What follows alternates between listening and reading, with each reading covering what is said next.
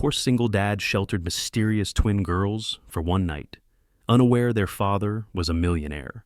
The wind howled down the narrow street like a pack of wolves rattling loose shutters and bending the bare limbs of winter trees.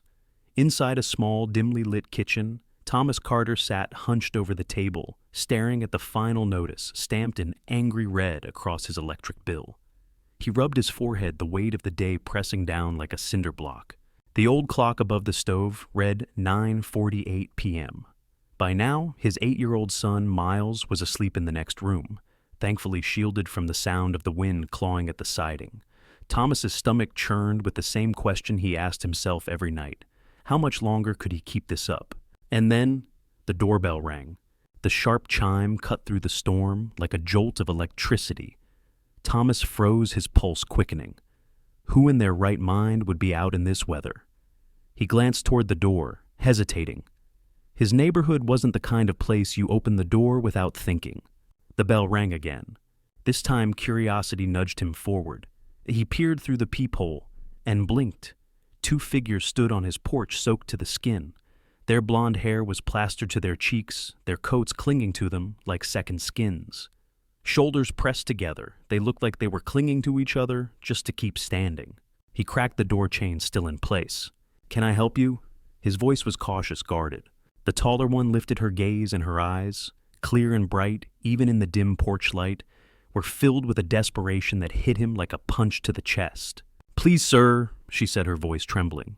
"We're sorry to bother you, but our car broke down a mile back. We've been walking for hours. No one would let us in. We just need to use your phone." Thomas studied them. They couldn't be more than 20 identical features marking them as twins. And yet, there was something in their eyes that reminded him of Miles when he woke from a nightmare, wide frightened, searching for safety. The second girl's voice shook even worse than her sister's. "The storms knocked out our cell service. We have no cash for a taxi or hotel. Please, we just need help." His mind flashed warnings like a hazard light. 2 strangers, late at night. But then another thought pushed in. What if Miles were out there right now? Cold scared, turned away from door after door. He shut the door briefly, unhooked the chain, then opened it wide. The cold rain hit him like needles. "Come on, get inside before you freeze." The twins stepped into the small living room, relief washing over their faces. "Thank you," they said in unison, shivering. Thomas hurried to the bathroom, grabbing 2 towels. Thin, worn, but clean. "Here, dry off." They introduced themselves as Emily and Claire Benson. Their clothes, even soaked, looked expensive. Wool coats, leather boots, dresses that didn't belong in this part of town. But Thomas didn't ask. Whatever their story, it could wait until they were warm. The old house groaned under the assault of the wind, but inside there was now a strange shift in the air. Where moments ago it had been silence and the hum of the refrigerator, there was now the sound of 2 strangers breathing heavily dripping water onto the faded rug. He didn't know it yet, but opening that door had set into motion something that would change his life forever. The storm outside showed no sign of easing. Wind rattled the windows and rain battered the siding like 1,000 impatient fists. In the kitchen, the faint smell of cocoa rose as Thomas stirred the last of his powdered mix into 2 chipped mugs. Emily and Claire sat on the pull-out couch, clutching the towels around themselves. They'd changed out of their soaked coats, leaving their dresses to dry over the back of a chair. Even damp, the dresses shimmered faintly in the light. Not something you'd pick up from a thrift store.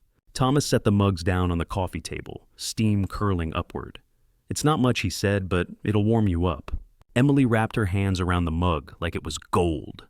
"Honestly, this is more than we expected tonight." He gave a small shrug, settling into the recliner across from them. "So, what brings you to Oak Hollow? Not exactly a Saturday night hotspot." The sisters exchanged a glance. Claire's eyes flickered toward Emily before she spoke. "We were looking at houses for a friend, just driving around." Her tone was casual, but it carried that careful edge of someone sidestepping the full truth. Thomas didn't press. He had had enough people poke into his life to know that sometimes you needed space. They sipped their cocoa in silence for a moment. Outside, the wind's howl softened slightly, though the rain still pounded the roof. It was Emily who broke the quiet. "What about you? Been here long?" Thomas leaned back, exhaling. "Moved in 3 years ago. Not exactly by choice. Divorce kind of rearranged my life. The words surprised even him. He rarely talked about it. Not to neighbors, not to coworkers.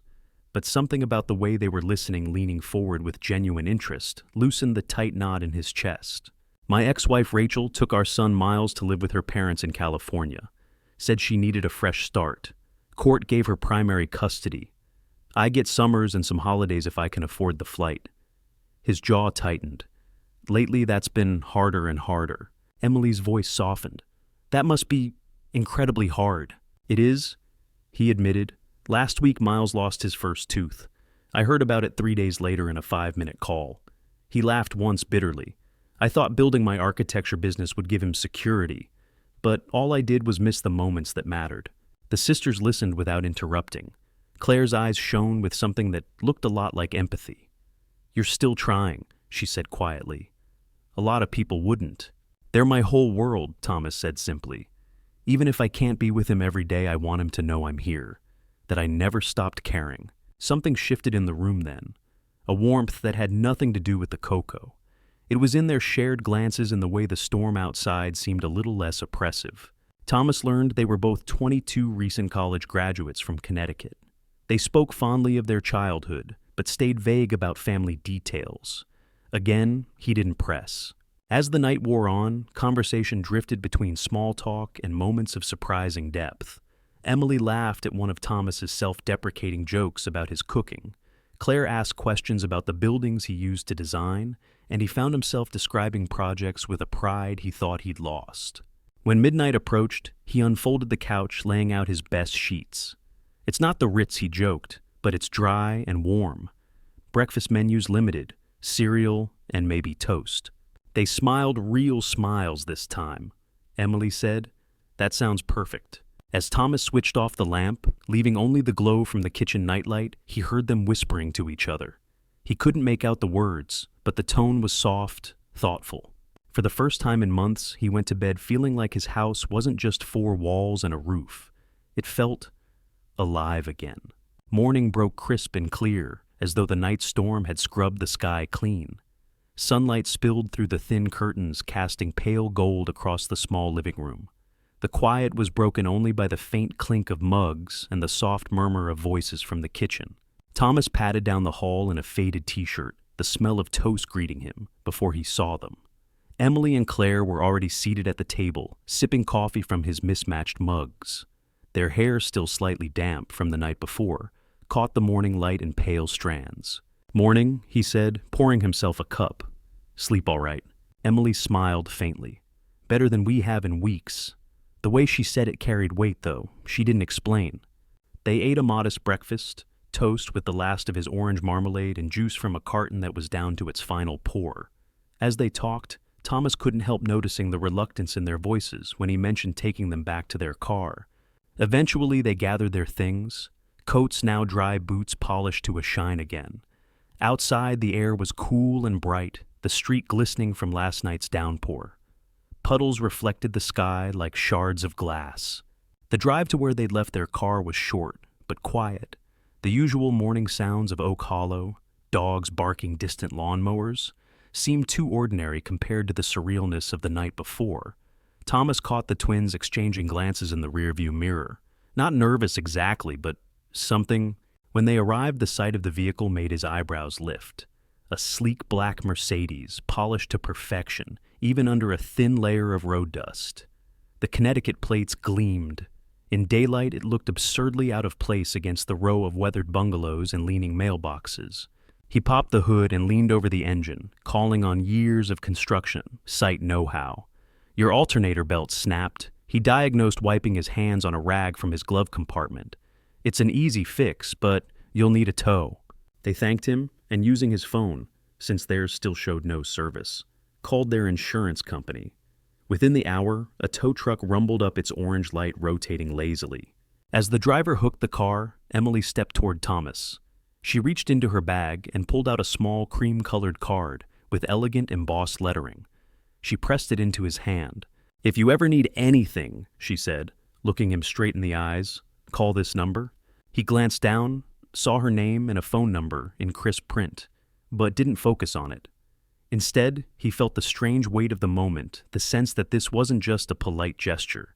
"Thanks," he said, slipping it into his pocket. "Take care of yourselves, all right." Claire smiled softly. "You too." The tow truck pulled away the Mercedes in tow, and the two sisters sitting inside. Thomas watched them disappear around the corner until the sound of the engine faded into the hum of the neighborhood. Walking back to his car, the emptiness returned. Not the sharp kind from the night before, but something quieter, heavier. He had only known them for a night, yet the house had felt different with them in it. Back home, the business card sat in his jeans pocket. It would go through the wash twice before he finally set it on his dresser. For now, though, life resumed its familiar rhythm: overdue bills, half-finished drafting jobs, and the long wait for the next call from his son. Still, a spark lingered, a faint but stubborn reminder that even the smallest act of kindness could ripple outward in ways you couldn't yet see. 2 weeks slipped by, each day folding into the next, like pages in a book he didn't remember writing. Thomas buried himself in work, small drafting jobs, endless phone calls to prospective clients, trying to claw his way back from the brink of overdue notices. The nights were quieter again, the house back to its usual state, too much silence, too few voices. That Tuesday morning was no different, at least at first.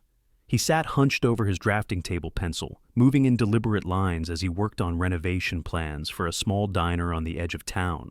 Sunlight streamed through the blinds and fractured beams. Outside, the street was calm. Then the doorbell rang. It was a single deliberate chime, and for reasons he couldn't name it, froze him mid-line. He glanced at the clock. 10:32 a.m. Expecting a package or maybe a neighbor, Thomas opened the door, then stopped cold. Standing on his porch was a tall, broad-shouldered man in an impeccably tailored navy suit, the kind of fabric that spoke of custom fittings and price tags Thomas didn't even want to imagine. On either side of him stood Emily and Claire, dressed sharply, but simply their smiles tinged with something serious. "Mr. Carter," the man said, extending a hand with the confidence of someone used to people noticing when he entered a room. "I'm Richard Benson. I believe you've met my daughters." Thomas's mind scrambled puzzle pieces falling into place all at once. The expensive clothes, the measured way the twins had spoken the card Emily had given him. His throat went dry.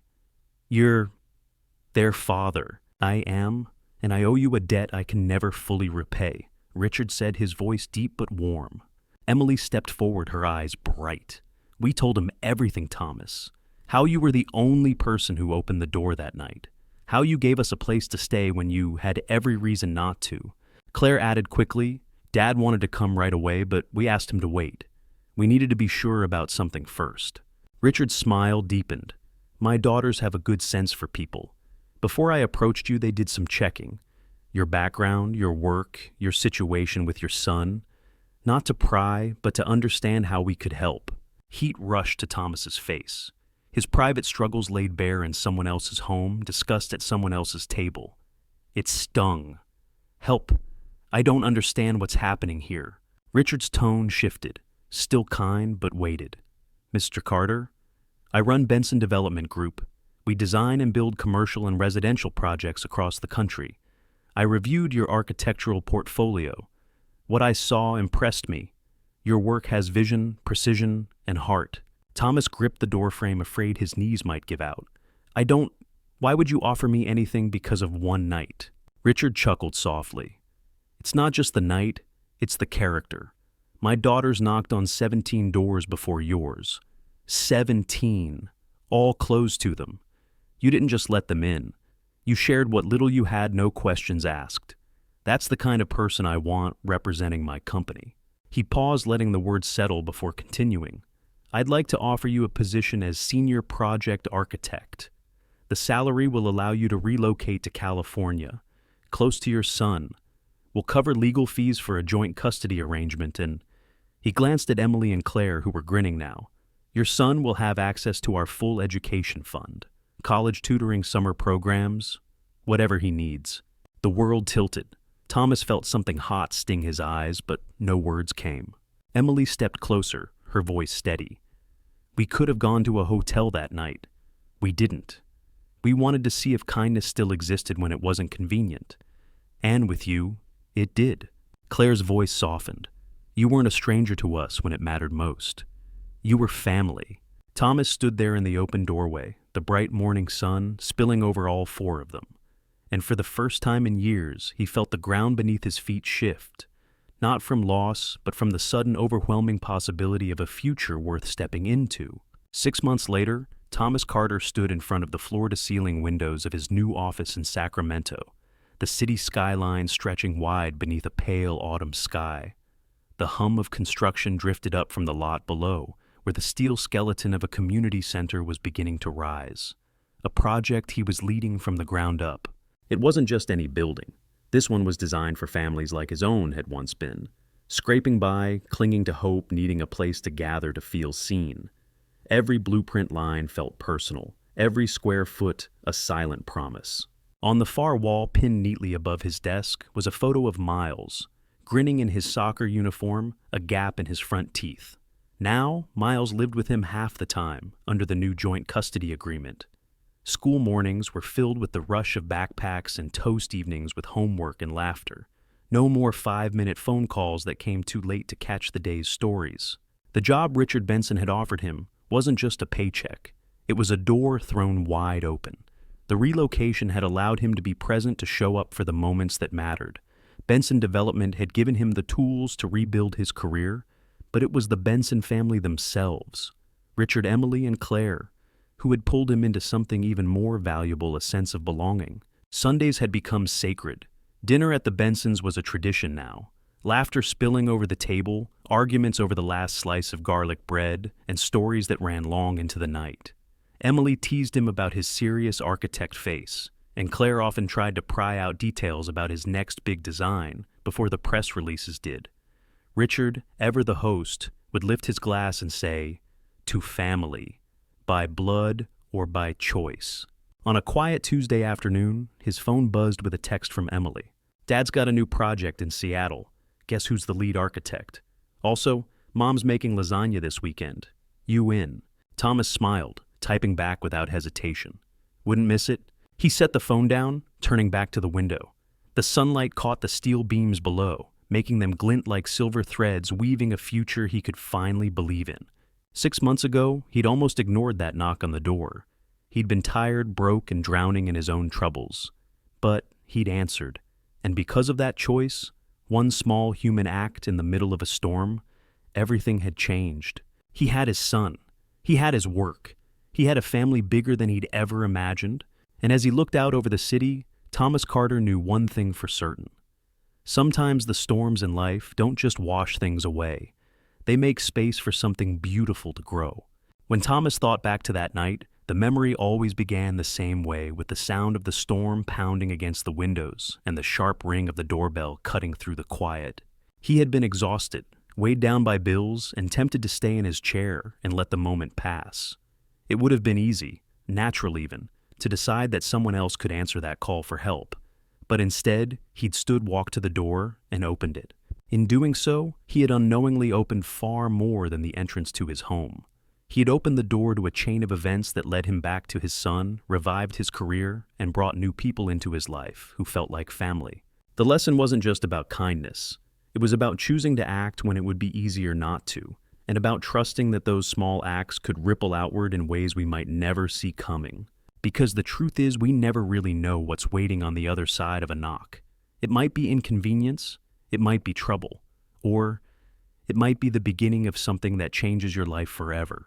Thomas's story is proof of what can happen when we set aside fear, suspicion, and weariness for just long enough to help someone else. Sometimes the return comes in ways you can measure, in jobs and opportunities and tangible rewards. But more often it comes in the form of connection, in the warmth of shared meals, in the joy of having the people you love within arm's reach. That night in the storm was short-lived.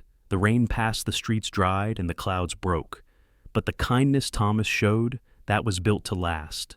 And it would echo through his life for years to come, touching not just him, but everyone lucky enough to be within its reach. Because in the end, it's not the size of the act that matters.